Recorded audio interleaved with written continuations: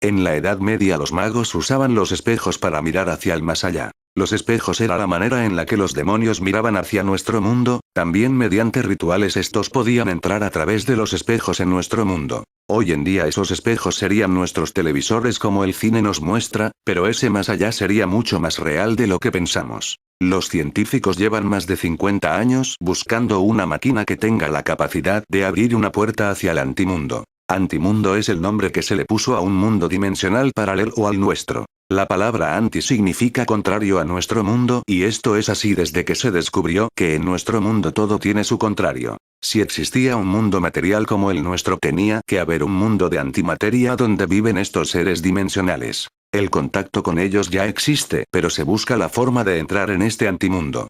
¿Es posible que estos seres del antimundo encontraran su máquina para entrar en nuestro mundo y que esa máquina fuera la televisión? Claro está, con la ayuda humana estos seres que tuvieron un primer contacto con los nazis y luego con los Estados Unidos y Europa después, poniendo este invento de forma masiva en nuestras vidas. ¿Sabes cuál fue la primera imagen emitida por un televisor?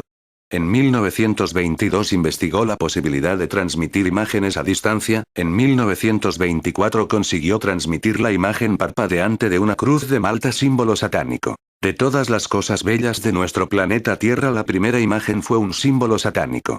¿Por qué?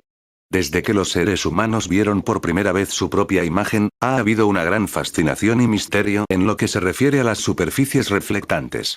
Las leyendas y el folclore tienen cientos de historias relacionadas con la magia y los espejos encantados.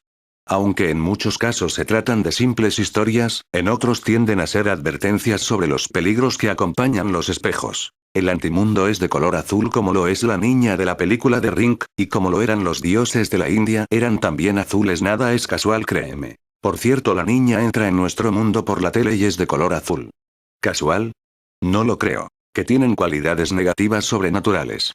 Pero además, los espejos también son vistos por muchos como portales a otras dimensiones, acompañado del riesgo añadido a lo desconocido. Entonces, ¿estamos seguros delante de los espejos? Fenómenos paranormales relacionados con los espejos. Muchas personas han informado sobre fenómenos paranormales alrededor de los espejos en sus propias casas. Entonces, ¿qué tipo de experiencias han tenido las personas con espejos?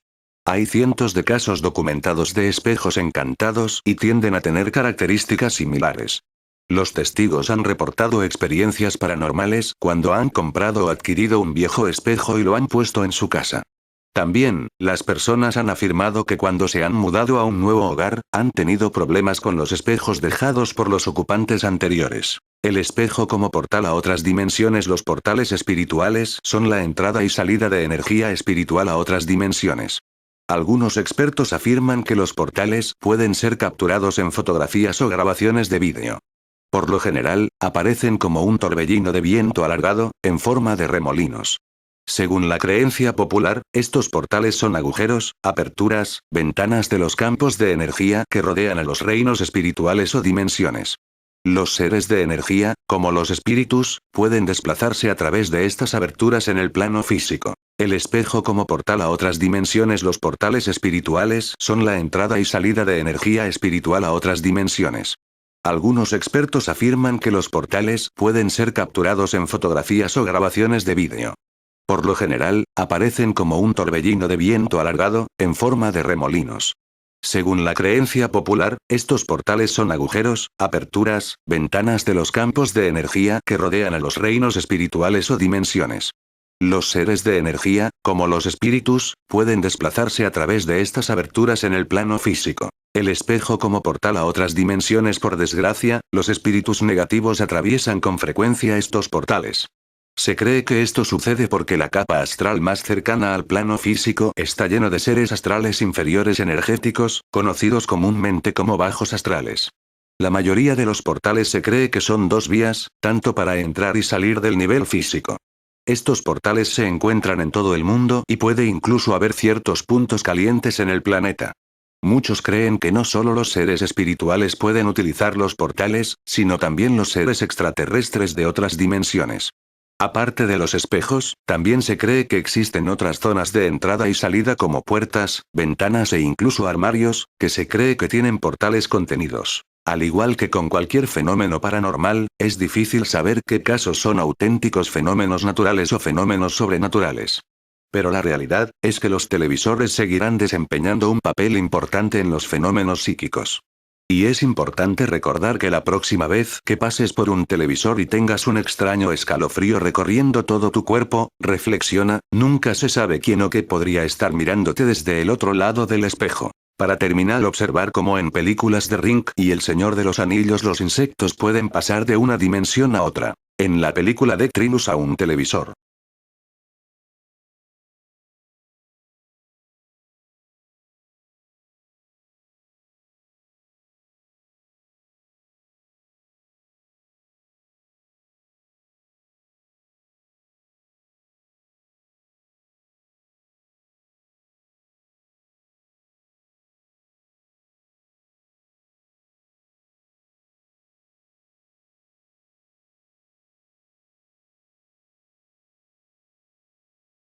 Hoy contaré en este video cómo una élite que domina nuestro mundo utiliza el cine y la música para contarnos secretos. La razón por la que utilizan estos medios para contar cosas que en la vida real nunca harían, pues ni idea. Quizás una razón es que pensamos que todo lo que ocurre en la película está en la imaginación del director, así que muchas escenas pasan sin que nadie se fije en ellas. Y eso es lo que ocurre con la escena de una película de terror que tiene como título The Ring. En esta película de Ring aparece la escena de la mosca que sale de dentro de un televisor, cuando la mujer está viendo la película maldita. Muchas personas que vieron aquella escena de mosca que sale de la tele, pensaron vaya ya está la mosca molestando, y entonces la mujer coge la mosca entre sus dedos y la mira. Bueno, una escena como esta no está en la película así sin más. Está claro que tiene que tener un mensaje oculto para nosotros. Y no oculto para una pequeña élite. Porque sale una mosca del televisor. Podría haber salido, no sé, por ejemplo un ratón, yo que sé. Cualquier que cosa que se te ocurra, pero sale una mosca, ¿por qué? Bueno, pues tenéis que saber que las moscas son seres multidimensionales, explicado de otra forma tienen la capacidad de atravesar dimensiones. Lo que podéis ver en la película de Ring es una mosca que deja una dimensión, llamemos esa dimensión X, y que entra en nuestra dimensión de 3D, nuestro plano existencial. Esta película se realizó con un mensaje oculto, imposible de entender para las personas que la ven. Nos está hablando de una dimensión oculta conocida. ¿Y quién conoce lo que hay en ese abismo del pozo? Queda atrapado entre dos dimensiones. Y esa es la razón por la que cuando se hacen fotos sus imágenes salen desenfocadas. Se podría decir que nuestra dimensión donde estamos nosotros ya no les reconoce. Tengo la duda de si esa dimensión podría ser un lugar de demonios como parece querer contar la película. Veréis, Baal-Zebub, Satanás, es llamado también el señor de las moscas, el príncipe de los demonios. Aquí aparece el término mosca. Baal-Zebub tiene los siguientes significados. 1. Jefe del mundo demoníaco, es decir Satanás. 2. Señor de las moradas infernales. 3. Señor del estiércol o estercolero. 4. Señor de las moscas. En este artículo nos centraremos en el significado de el señor de las moscas y del estiércol. En la antigüedad, las moscas son una verdadera plaga en Palestina, ya que atacan continuamente tanto a personas como a los animales, propagando grandes enfermedades infecciosas como la disentería, el cólera, y la fiebre tifoidea al contaminar los alimentos sobre los que se posan, y a sus picaduras. La mosca era escogida por los filisteos, hoy palestinos, antiguos habitantes de esta zona, como símbolo representativo de uno de sus dioses, llamado Baal-Zebub. Por eso la presencia de moscas puede ser perfectamente una señal de presencia demoníaca, ya que hay un vínculo espiritual natural que los une, como es todo lo corrompido y sucio. En el pasaje de Mateo vemos que este hombre tenía dos enfermedades causadas por los demonios, las cuales son la ceguera y la mudez, y que Jesús fue el único que pudo sanarlo y liberarlo de la esclavitud de Satanás, completamente y para siempre. Así que es totalmente real que Satanás sea en ocasiones específicas el causante directo de enfermedades y angustias que padecemos los seres humanos. Las moscas pueden aparecer por causas naturales o espirituales. Para terminar, hay más mensajes que nos cuenta sobre la mosca como seres multidimensionales, y si no, fíjate en la portada de este grupo musical. Es posible que la máquina CERN quiera entrar en una dimensión como la dimensión de donde sale la mosca en la película de Ring. Quién sabe, el tiempo lo dirá.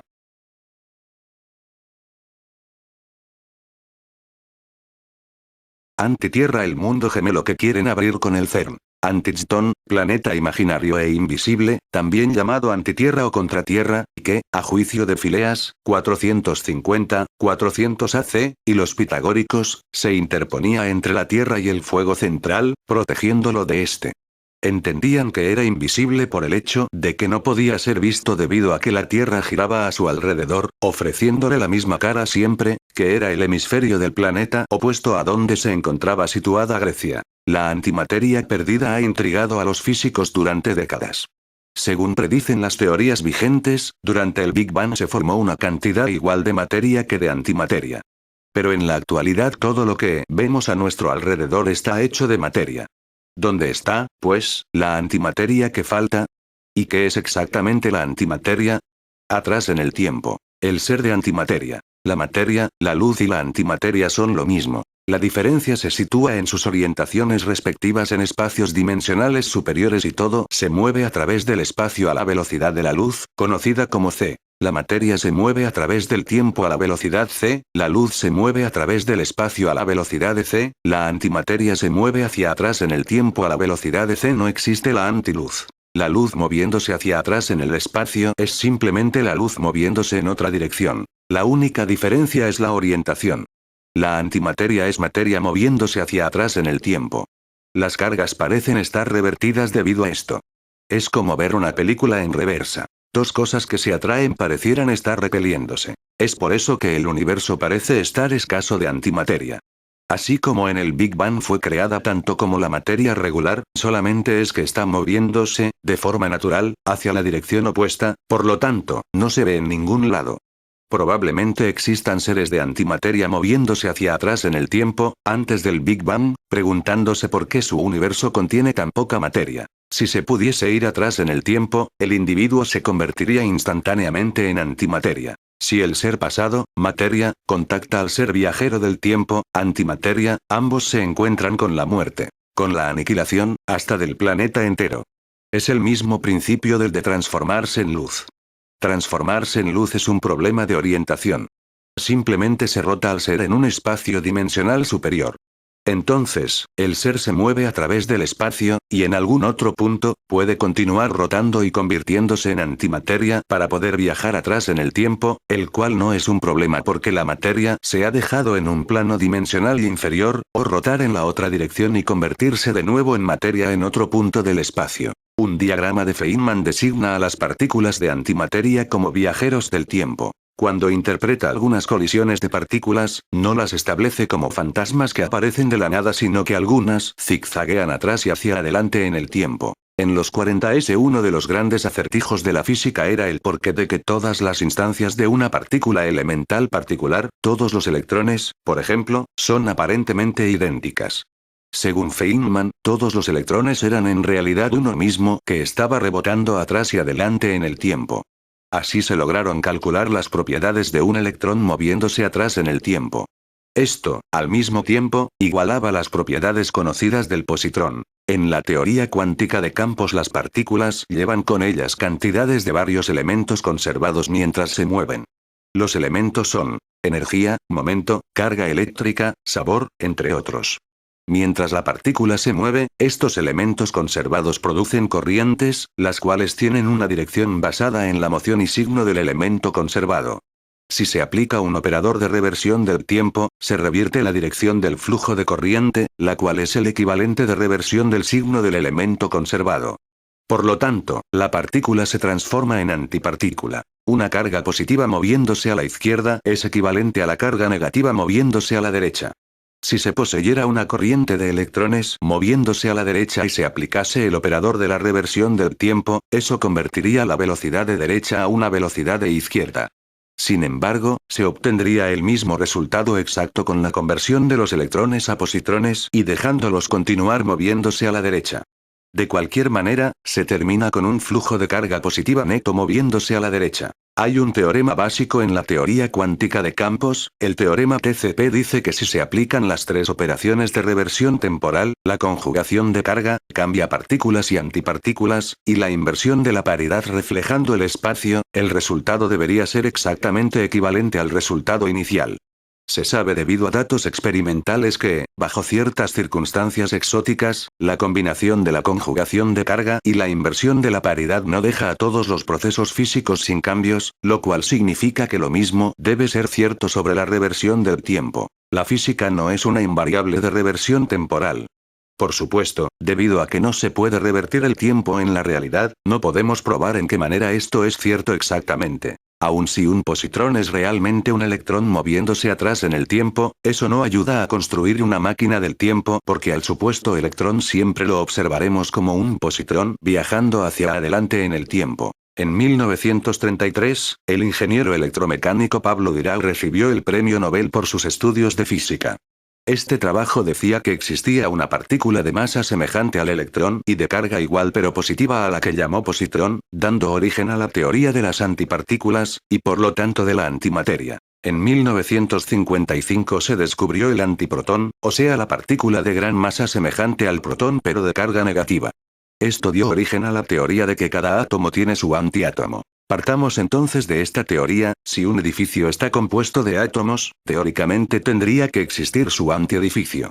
Y si ampliamos el concepto, si el planeta, la Vía Láctea, el universo, están compuestos de átomos, cabría la posibilidad de que en algún lugar existiera un antiuniverso como una antivía láctea con un antiplaneta Tierra. Con el antiplaneta debería existir la vida, y tal vez antiseres inteligentes, y dentro de las posibilidades tal vez se den algunos antiseres homólogos a los seres de la Tierra u otro planeta. Con esta teoría no decimos que todo el planeta Tierra tenga su igual en la antimateria, o sea, un antiplaneta con un anti-Everest, con los exactos duplicados de estos seres que habitan este planeta, y como algunos opinan, con una antipolítica y una antimoral respecto de la Tierra. Digamos que el origen de nuestro universo se llevó a cabo por medio de los átomos, al igual que la vida en nuestro planeta. Si cada átomo tiene su antiátomo, necesariamente tiene que haberse formado un antiuniverso.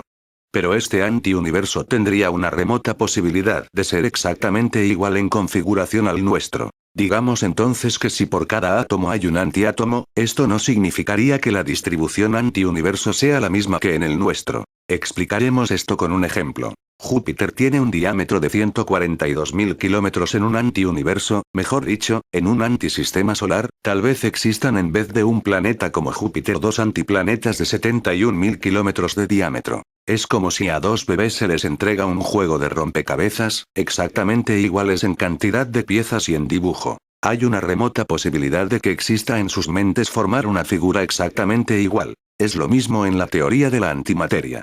Existen las mismas piezas, pero no es muy probable que nuestro universo sea exactamente igual al antiuniverso. Pero como dijimos anteriormente, podría darse la posibilidad de que existan algunos antiseres iguales a los terrestres, o sea, el gemelo de algún terrestre. Un curioso testimonio en España. El domingo 18 de diciembre de 1977, Miguel Herrero Sierra, conductor de profesión, decidió ir a pescar. Aquel domingo, a eso de las 5:30 de la mañana, se dirigió a los pantanos de Buendía. Psicofonías son supuestos sonidos, incluyendo voces, coros, animales, etc., que no son perceptibles al oído humano, pero que supuestamente quedarían registrados en aparatos grabadores de cualquier clase, como grabadoras analógicas, reproductores de MP3, PC, etc. Al llegar al cruce de Peñalver, siendo aún de noche cerrada, de repente se le apagaron las luces de la furgoneta. En un principio pensó en la posibilidad de un fusible fundido.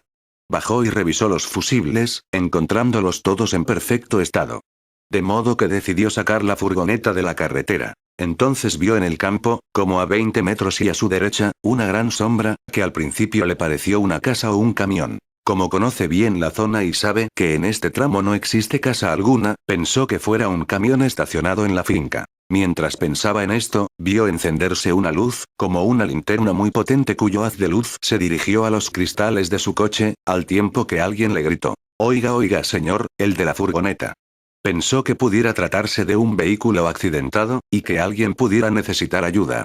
Así que descendió y se dirigió hacia la luz. Luego el testigo sintió náuseas, producto de un fuertísimo olor a pinar, y fue atendido en ese momento por dos seres vestidos de blanco, que lo sujetaron por los brazos, y lo introdujeron en un aparato. La tripulación era de 16 individuos. De aspecto exactamente igual al nuestro. Tanto que vestidos con nuestras ropas hubieran pasado completamente desapercibidos entre nosotros. Pero ¿cuál no sería la sorpresa del testigo cuando uno de los que controlaban una mesa de mandos, se volvió y él tuvo la absoluta sensación de hallarse frente a un espejo? Aquel era de alrededor de 1,60 m, cabellos castaños, ojos azules. Tan grande era la semejanza que para que la ilusión fuera más real en cuanto a lo del espejo, una cicatriz de su mejilla izquierda, el otro la tenía a la derecha. Fue a dar un paso adelante, con intención de tocarlo, para cerciorarse de que era cierto lo que estaba viendo. Entonces, el que le pareció que debía ser el jefe, se lo impidió y le dijo: no, no lo toques, pues es tu negativo y os destruirías a los dos.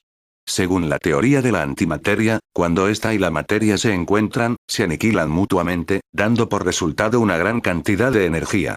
De resultar el hecho real, confirmaría la teoría de que existen antiseres, habitantes de innumerables antiplanetas, dentro de los cuales se dio la conciencia de que uno de esos antiseres sea igual a un ser terrestre. Psicofonías. Voces de la antimateria. En junio de 1959, un pintor llamado Friedrich Jurgenson, fue a un bosque a grabar el canto de los pájaros. Luego de grabar toda la cinta, se dispuso a escucharla. Pero ¿cuál sería la sorpresa cuando se dio cuenta de que en la grabación no solo estaba el trinar de los pájaros, sino que había murmullos, voces, risas? Sin poder comprender qué era lo que allí estaba grabado, borró la cinta y volvió a grabar, repitiendo esta operación hasta la caída de la noche, siempre con el mismo resultado. Entusiasmado con su descubrimiento, y sin saber siquiera lo que era, continuó varias semanas grabando.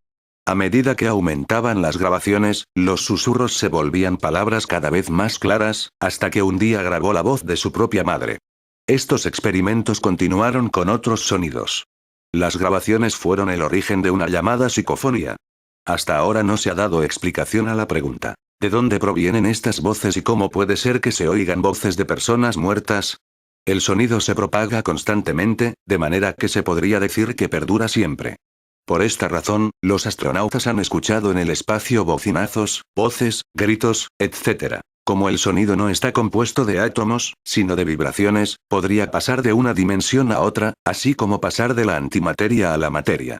Tal vez la voz grabada por Jurgenson no era de su madre, aunque es muy posible que así fuera, como se verá más adelante, sino del doble de su madre, porque si bien en el mundo material, su madre había muerto, los átomos que conformaban su cuerpo existían todavía, y seguirán existiendo. De manera que la muerte de este lado no implica la duración de la vida de un ser antimaterial. Tampoco Jurgenson pudo comprobar que las voces de personas que grabó, estuvieron muertas, tal vez se trataba de personas que ni siquiera existieron en el planeta, pero que existían en el mundo antimaterial, de donde, gracias a las propiedades del sonido pudieron haber venido. Desapariciones y combustiones espontáneas. Producto de la antimateria. Si no dudamos de la palabra de los físicos, debemos aceptar que la antimateria y la materia en contacto se destruyen mutuamente, liberando una cantidad considerable de energía. De más está decir lo que ya se ha pensado utilizar este tipo de energía en el futuro. Para los entendidos en mundos paralelos, ocasionalmente se producen contactos entre ellos y nuestro mundo a través de las llamadas puertas dimensionadas. Si consideramos que el mundo antimaterial es uno de los mundos paralelos, hablo en plural para no desacreditar otras teorías, y al abrirse una puerta dimensional, se libraría del mundo antimaterial, antimateria a través de dicha puerta. Si en ese momento, un desafortunado ser vivo acertara a cruzar la puerta o a entrar en contacto con la antimateria, literalmente desaparecería, convirtiéndose en energía. Y esto no es un simple desvarío teórico, dado que existen numerosos casos de desapariciones espontáneas. El 24 de diciembre de 1909, en Gales, un niño de alrededor de los 11 años, llamado Oliver Thomas, salió de su casa hacia el aljibe. Fue en ese instante cuando sus familiares, que estaban celebrando la Nochebuena, escucharon los gritos del niño. Cuando salieron, aterrorizados, observaron que las huellas de los pies terminaban en la nieve en un punto determinado, y desde allí no seguían hacia ningún lado más. Había desaparecido espontáneamente. También es conocido el caso del Regimiento Británico 14, que desapareció antes de enfrentarse a las tropas alemanas y turcas que se hallaban apostadas en la colina 60 en Gallipoli, Dardanelos, en agosto de 1915. Según unos testigos, fueron envueltos en una bruma, o bien, en una nube que luego se elevó. Aquí cabrían dos posibilidades, la de desaparición espontánea o el de rapto por parte de un ovni. Pero también dentro de las desapariciones espontáneas, existe algo más aterrador y macabro. Lo que se ha dado en llamar Che, combustión humana espontánea, de las cuales autores como Charles Fort, han recopilado varias. En abril de 1731, en Verona, la condesa Cornelia Bandi, quien durante una noche ardió inexplicablemente y no a raíz de un incendio, dado que la habitación se halló intacta. Según parece, la condesa se había acostado después de cenar y se quedó dormida después de conversar varias horas con su doncella. Por la mañana, la doncella volvió a despertarla y presenció una escena horripilante. Salvo las piernas, el cerebro, parte del cráneo y 3 dedos, todo quedó reducido a cenizas. Según los científicos se necesita una temperatura de algo más de 1600 grados para que los huesos se calcinen, en un tiempo de alrededor de 8 Hs. Temperatura y tiempo que se utiliza en los crematorios. Los casos de Che se realizan en ambientes amplios y en contados minutos. Entre los principales y más importantes casos que relata Ford, se encuentran dos. El primero, acaecido el 17 de diciembre de 1904, describe cómo la señora Cochrane, de Falkirk, fue encontrada muerta por quemaduras en su habitación y totalmente desfigurada. No se oyó ningún chillido, y muy pocos objetos resultaron quemados. El fuego no estaba encendido. Se encontró su cuerpo carbonizado sentado en una silla, con cojines a su alrededor. Pero casi ningún objeto de los que se hallaban a su alrededor fueron afectados. El segundo caso, relatado en el Madras Mail del 13 de mayo de 1907, se refiere a una mujer del pueblo de Maner, cerca de Dinapore. Se había quemado su cuerpo, pero no sus vestidos. 2 guardias la encontraron en una habitación intacta, y llevaron el cuerpo aún ardiente al magistrado del distrito. Se han propuesto muchas explicaciones para encontrarle una solución a este problema, tales como alcohol en el cuerpo, gases tóxicos que arden al entrar en contacto con el oxígeno, elementos tóxicos en el cuerpo, etc., pero ninguna de ellas ha resultado satisfactoria. Bien podría ser que si tenemos 20 partes de antimateria y 25 de materia, el resultado sería energía y 5 partes de materia restante. Sería una explicación a la rápida combustión y a que sobrasen partes del cuerpo intactos y se mantuvieran intactos el recinto y el mobiliario donde se encuentran. Con esa teoría de la antimateria como mundo paralelo, no significamos que sea el único mundo paralelo que exista, pero todas las teorías que se nos ocurren pueden tener vinculación con ellos, las explicamos mediante el mundo paralelo antimateria. Los mundos paralelos y el destino de las almas. Así como en las teorías de los lugares de procedencia de los ovni hay 3 posibilidades de su lugar de origen, vamos a intentar probar esos 3 lugares como posible hogar de nuestras almas después de lo que llamamos muerte. Primero, otro planeta. Parece ilógico que busquen otro planeta para morar, ya que en otro planeta únicamente podrían vivir en otro plano diferente al físico, y lo mismo podría realizar en este planeta. Y de tener entonces, la posibilidad de coexistir con nosotros en un plano paralelo, no vemos la razón para que vayan a vivir a otro planeta. Segundo, el tiempo. También no parece muy aceptable, dado que existiría una discrepancia entre los factores pasado, presente, futuro. Es difícil imaginar que el alma de una persona muerta en 1983, vaya a vivir en un plano correspondiente al año 500 o al 2010. Quedaría como explicación los universos paralelos. Si estamos de acuerdo con los dogmas de fe de la Iglesia cristiana, debemos aceptar sin lugar a dudas la existencia del alma, no es algo material, sino que es de una naturaleza etérea e inmortal. Al morir una persona, su alma la abandona, ¿para partir a dónde? ¿Al cielo, al purgatorio, al infierno? Todos ellos existen por dogmas de fe. ¿Pero dónde? Muchos astronautas han cambiado su religión por el ateísmo o por una religión propia al ir al espacio y no encontrar lo que la religión dio en llamar cielo. Tal vez ese cielo sea paralelo al nuestro, por lo que formaría parte de un mundo paralelo o sería un mundo paralelo propiamente dicho. Podría ser entonces, el origen de las psicofonías, o sea que serían impulsos sonoros de las almas de los que han muerto, que gracias a las propiedades del sonido, ya vistas, llegaran a nuestro mundo. También tendrán respuesta en esta teoría, los fenómenos fantasmales o fantasmogénesis. Dentro de las visiones fantasmales hay 2 tipos. La visión de los fantasmas de personas muertas, que en oportunidades se comunican con los seres humanos, y otro, que es la visión de objetos fantasmales, como buques, aviones fantasmales, etc. Nuestra explicación para el primer fenómeno sería que el alma, la parte inteligente del ser humano pasaría a un mundo paralelo, y desde allí, emitiría una imagen tridimensional, que correspondería al fantasma, algo así como una proyección holográfica desde el mundo paralelo.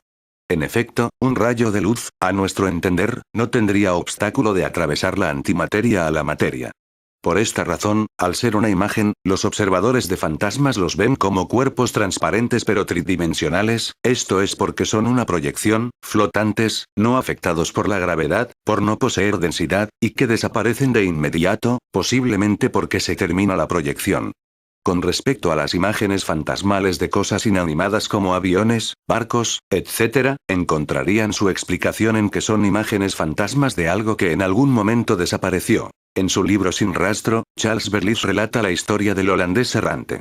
Según Berlitz, el holandés errante es un velero que, según la leyenda, fue condenado a navegar eternamente con una tripulación de esqueletos, porque su capitán había desafiado a Dios durante una áspera travesía rodeando el Cabo de Buena Esperanza. También Berlitz relata varios casos de observaciones de barcos fantasmas y una del holandés errante, protagonizada por el en ese entonces príncipe, quien luego sería Jorge V, rey emperador de Gran Bretaña, a bordo del HMS Inconstant, en el Pacífico en el año 1881.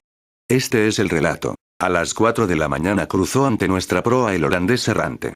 Emitía una extraña luz fosforescente, como un buque fantasma, todo fulgurante, en medio del cual destacaban con fuerte relieve los palos, vergas y velamen de un bergantín a 200 yardas de distancia que se aproximaba por babor, donde también lo vio el oficial de guardia en el puente, y asimismo el guardia marina del Alcázar, que fue enviado inmediatamente al castillo de proa. Pero cuando llegó allí ya no había vestigio ni signo alguno de haberse avistado ningún buque material, ni cerca ni a lo lejos en el horizonte, siendo la noche clara y estando el mar en calma.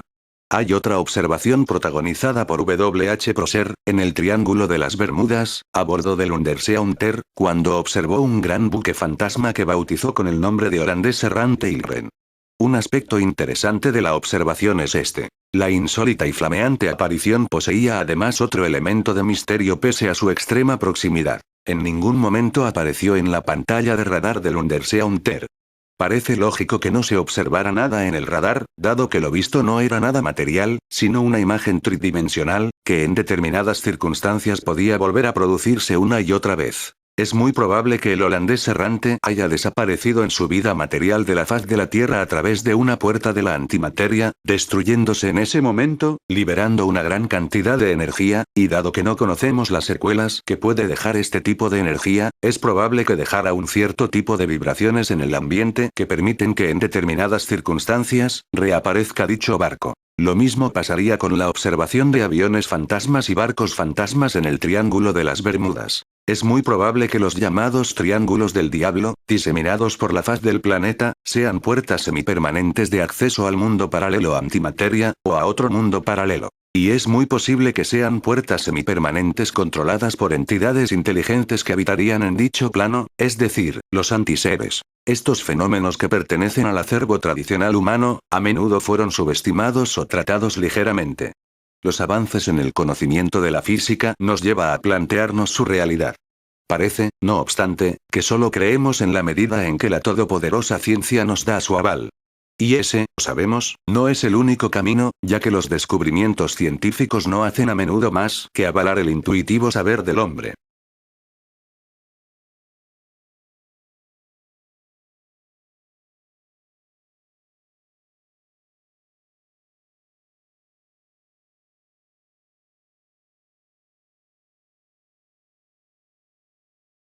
La historia reptil en el cine. ¿Quién sabe la leyenda de Jeepers Creepers?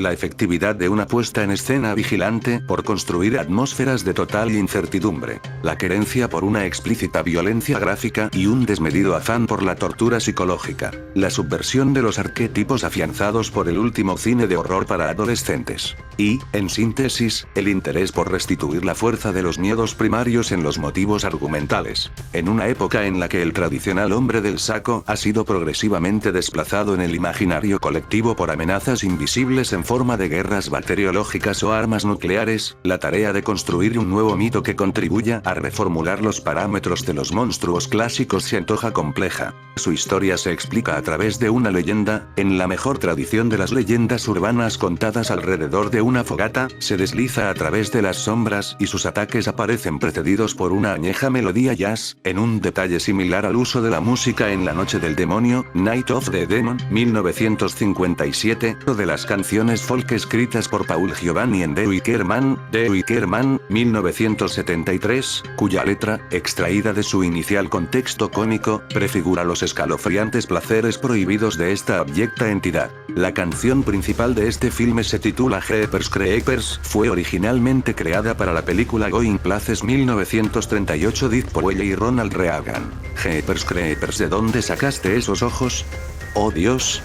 ¿Cómo los pusieron tan iluminados? ¡Oh Dios! ¡Oh! ¿Cómo los pusieron de ese tamaño? ¡Dios mío! Cuando se convierten en fuego, ay de mí, que caigo en la trampa. Jeepers Creepers, ¿de dónde sacaste esos ojos? ¡Oh, esos ojos brillantes! Cómo hipnotizan en el cine de forma subliminar. Nos cuentan la historia de los reptilianos y sus rituales. Los reptilianos más poderosos habitan en el antimundo y son invocados mediante rituales. También están los rituales de transformación en reptil, como podemos ver en la película Conan el Bárbaro, donde podemos ver un ritual muy real de cómo se realizan estos rituales para la realeza. Camus. Seguro que muchos habrán visto la película Conan el Bárbaro, estrenada en 1982. Tenía como protagonista a Arnold Schwarzenegger. Ahora bien, lo que más me impresionó de este film fue como en una de sus escenas el sacerdote Tulsadom, adorador del dios serpiente Set, se transforma de humano, su falsa apariencia, en hombre reptil al mejor estilo de los reptiloides que denuncia David Icke. Vean la peli para que lo comprueben ustedes mismos. Arnold Schwarzenegger, linaje de los Kennedy, que a su vez son descendientes de Brian Boru, un guerrero de la Edad Media. Brian Boru, Wikipedia, la enciclopedia libre. Los Rothschild son descendientes de Nimrod y Hitler era descendiente de los Rothschilds. Jeepers Creepers es la fiesta de la bestia. The Creeper se despierta cada 23 primaveras, durante 23 días, para satisfacer su hambre comiendo órganos humanos que después se convierten en parte de él. La fiesta de la bestia es un evento de un año de duración, un día de fiesta satánica de especial relevancia para la boda real es la fiesta de la bestia. Según Fritz Springmeier, es un evento de un año de duración que se produce cada 28 años, y al que asisten los líderes de los Illuminati de todo el mundo. Película Conan el sacerdote Tulsadom, adorador del dios serpiente Set, se transforma de humano, su falsa apariencia, en hombre reptil. Se trata de una ceremonia de alto nivel y no reconocida a nivel ritual, dentro de la jerarquía de los Illuminati. Las dos últimas fiestas de las ceremonias de la bestia se produjeron en 1954 y 1982, la última debía comenzar en 2009-2010, lo que significa que todavía podría estar pasando. La descripción de Springmeier sobre el acontecimiento resuena en cierta medida como una boda real. En la fiesta de la bestia, una hermosa novia se le presenta a Satanás, y bien puede ser una virgen. Esta ceremonia es muy probable que se celebre en un castillo o palacio, y también es probable que se celebre en Europa. Otras ceremonias menores podrían celebrarse aquí en Estados Unidos. Testigos afirman que Satanás aparece y se relaciona con su liderazgo humano. Se les proporcionan instrucciones detalladas para lo que él quiere que se haga hasta la próxima fiesta de la bestia. En otras palabras, se proporciona a la parte superior de la jerarquía Illuminati sus futuros planes a largo plazo. Estamos rodeados de reptilianos, pero no nos damos cuenta. Estas leyendas de lagartos, reptiloides, chitauris, dragones, nagas, bactis circulan en todo el mundo y todas las culturas. Estos seres reptilíneos siempre estuvieron conectados con las clases reales y la iconografía de los demonios, que viven bajo tierra o en el infierno, como los nagas de la India. En África se dice que altos reptiloides vinieron del cielo, crearon la civilización y se casaron con las hijas de los reyes. Estos vampiros reptiloides llevan miles de millones de años en la Tierra. Muchos abducidos han contado historias luego cuando fueron hipnotizados. El guarda Fortunato Francetta fue secuestrado en los 70 en Italia durante una hora por 3 reptiloides de 3 metros con venas rojas, escamas y cuerpo ondulado tipo hombre de Michelin. Reveló que le pusieron un casco de control mental para experimentar. Los grises aliens son los esclavos de los reptiloides. David Icke y muchas esclavas sexuales de programas de control mental MKUltra de la CIA, como Arizona Wilder, Bryce Taylor, Duncan O'Finionan, Andy Pero, Svali, Cisco Weller, Leo Zagamio, Katy O'Brien, etc., relataron que las élites de la mafia décimo e Illuminati crean asesinos zombies dominados por control mental y hacen rituales satánicos. Estos cabrones tienen hasta torres satánicas puestas en montañas del mundo por las que envían vibraciones negativas a toda la Tierra, valiéndose también de tecnología ARP y chemtrails o estelas químicas soltadas por aviones, con la que nos envenenan sin que nos demos cuenta. Algunos de estos autores citaban presidentes de Estados Unidos como los Clinton, Bush, Carter o Gerald Ford, o magnates como Kissinger, Dick Cheney, Obama o los Rothschilds estarían conectados con estos seres. De hecho, han vendido a la humanidad pactado con ellos y demonios para controlar el mundo. El famoso espía Bill Cooper reveló que Eisenhower pactó con aliens reptiloides grises en los 50 y que poseen bases secretas con ovnis y presencia de reptiloides. Algunos de estos autores citaban presidentes de Estados Unidos como los Clinton, Bush, Carter o Gerald Ford, o magnates como Kissinger, Dick Cheney, Obama o los Rothschilds estarían conectados con estos seres. De hecho, han vendido a la humanidad pactado con ellos y demonios para controlar el mundo. El famoso espía Bill Cooper reveló que Eisenhower pactó con aliens reptiloides grises en los 50 y que poseen bases secretas con ovnis y presencia de reptiloides. James Casbolt, ex espía MI6, reveló toda la conspiración reptiliana de familia Illuminati. Desde pequeño fue preparado por sus poderes mentales como esclavo ultra y sicario para el MI6, fue el primero en mostrar fotos de reptilianas metamórficas. El ingeniero Phil Schneider reveló que vio a un grupo de reptiloides cuando hacían excavaciones en la base secreta de Dulce en Nuevo México y que sus compañeros fueron asesinados y él luego herido cuando le dispararon con una arma alienígena y le quemaron la mano y el pie.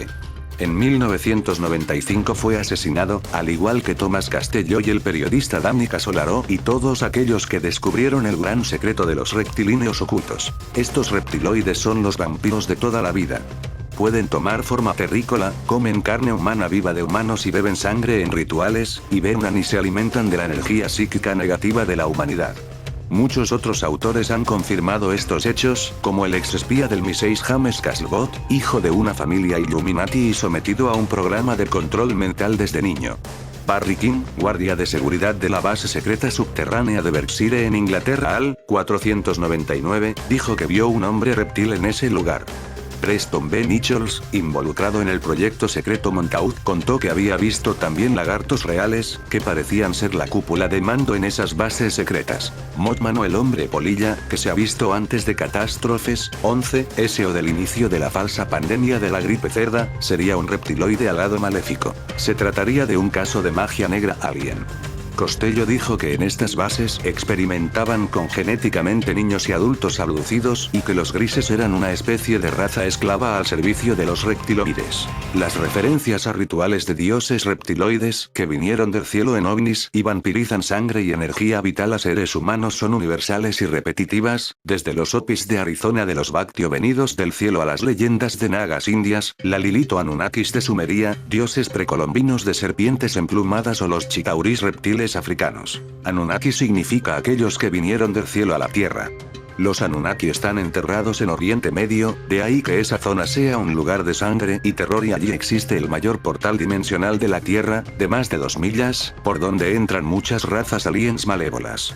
Los vampiros son estos seres que ahora viven en el bajo astral y que a veces se pueden materializar o son reptiloides longevos que pueden invernar y se alimentan de sangre y barra o carne humana. Detrás de estos seres están sus amos, los milenarios reptiles Anunnaki. Son en realidad vampiros porque se alimentan de emociones, de vibraciones negativas. Mantienen el mundo dividido en frecuencias bajas desde hace 300.000 años. Y la guerra contra ellos se acentuará conforme lleguemos al 2012, ya que la nueva vibración cósmica de amor y las ondas Schumann harán de la Tierra un lugar distinto al que ellos han creado. La historia reptil en el cine. ¿Quién sabe la leyenda de Jeepers Creepers?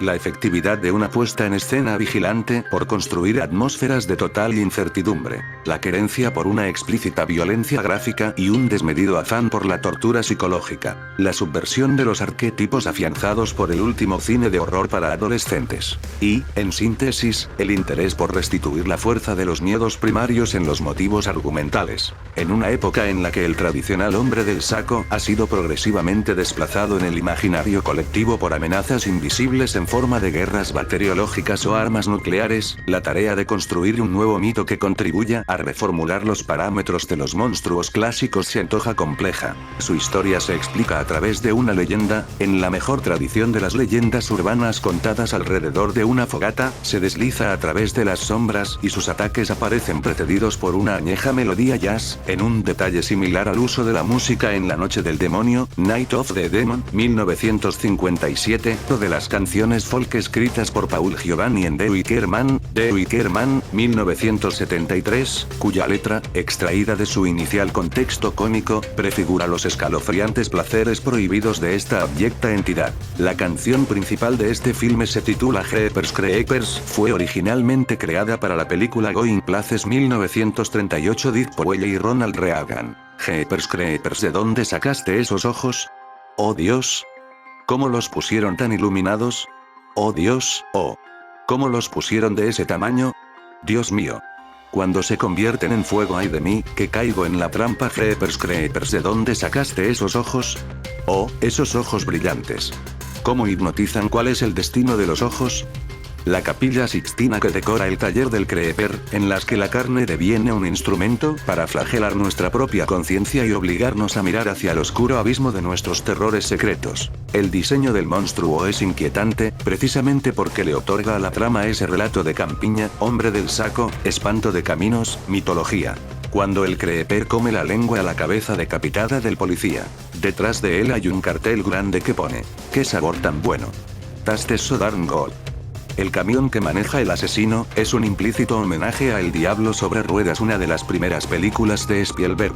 Existen referencias a otros filmes, algunos ejemplos son: cuando la furgoneta se sitúa detrás del coche A. Leyenda urbana, cuando hay muchos cuervos A. Los pájaros, cuando se juntan muchos gatos A. Sonámbulos, cuando el Creeper huele A. El silencio de los corderos, cuando el Creeper corta la cabeza A. Sleepy Hollow, que el Creeper salga cada 23 primaveras A. It, etc.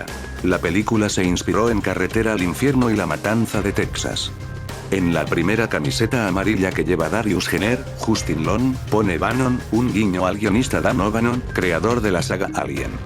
La actriz Gillian Anderson en el capítulo Triangle trata sobre el Triángulo de las Bermudas, de la serie Expediente Décimo. Canta la misma canción antigua que suena cuando va a aparecer el monstruo en este filme. En la matrícula de la caravana pone 6-4 Ever, Sexy Eternamente Sexy Forever, y en la del demonio pone Beating You. En el filme no se llega a decir, pero significa te comeré Beating You. Come ojos para ver, pulmones para respirar. Claramente es la copia de La Sombra del Faraón. Leyenda del demonio de Texas.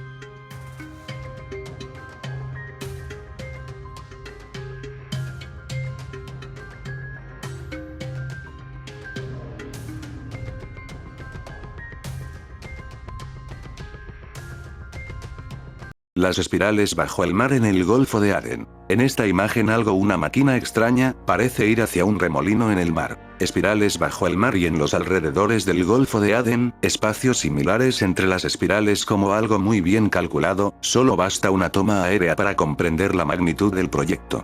Los habitantes del lugar no comentan nada, ocupados en la guerra que tienen, pero está claro de ingeniería alienígena, como si algo hiciera levitar la placa tectónica y preparándose algún evento más increíble como el emerger de alguna ciudad de esas que se indican ya están listas y operativas para hacer su aparición en estos tiempos de ascensión. Otra hipótesis son la de la activación de estructuras energéticas que aún se encuentran sin descubrir oficialmente, claro. Como las pirámides de Crimea en Ucrania, que desde hace tiempo han empezado a activarse y a emitir señales o campos magnéticos para cumplir una función dentro del nuevo paradigma era dorada. Solo resta no temer, todo lo que viene es para bien y el último bastión de defensa Arconte está siendo barrido de esta línea de tiempo, y Abril no fue la excepción, sufrieron el embate más desastroso que el sufrido en septiembre 2013. En Croacia se pueden apreciar estas espirales en el mar que son portales dimensionales. Aquí dejo imágenes para comparar con las del Golfo de Aden. Las imágenes están tomadas en Balad, terminal de GNL, Yemen. Estación de petróleo donde están las ruinas del antiguo Balad. Esta estación de petróleo en Yemen, Golfo de Aden, tiene un volcán, algo muy común en lugares con portales dimensionales. Arra del volcán Balad es un pequeño campo volcánico de unos 100 kilómetros al suroeste de la ciudad de Al-Mukalla, en el sur de Yemen, a lo largo de la costa del Golfo de Adén.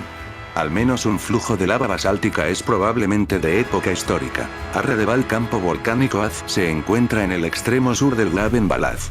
El campo volcánico contiene conos de ceniza, conos de toba y grandes flujos de lava Ara. Los flujos de lava de respiraderos en los conos de ceniza cubren gran parte de las planicies costeras y forman la shorelline irregular. La toba cono Altabab se eleva desde la costa y constituye el punto más alto del campo volcánico. Contiene una 1,5 de ancho cráter grande, en cuyo interior un cono de ceniza y flujos de lava asociados se encuentran. Otro cono de toba volcánica al este contiene un lago. Puerta dimensional. El Golfo de Adén, puerta estelar artificial. En este lugar está habiendo una enorme concentración militar representando todos los países de nuestro planeta.